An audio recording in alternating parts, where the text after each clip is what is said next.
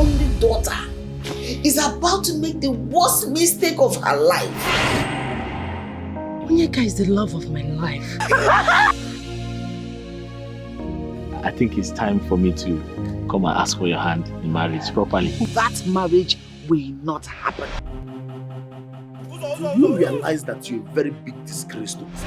You are the one that is a bigger disgrace, you blockhead. You are insulting your father's first son? You are a good-for-nothing first son. Are you the only rich woman in this community? Are you feeling like God? Are you insulting me? For me to insult you, you must be somebody. You are nobody now.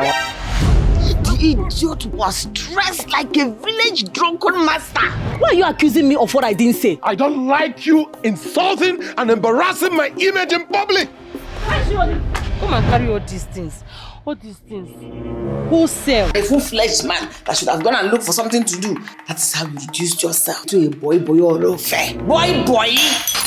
Hey! It's in my place to cook and feed my household.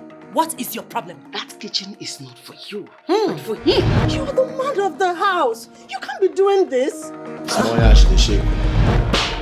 You are a total biological mutation. The stubborn fly will always go to the grave with the corpse.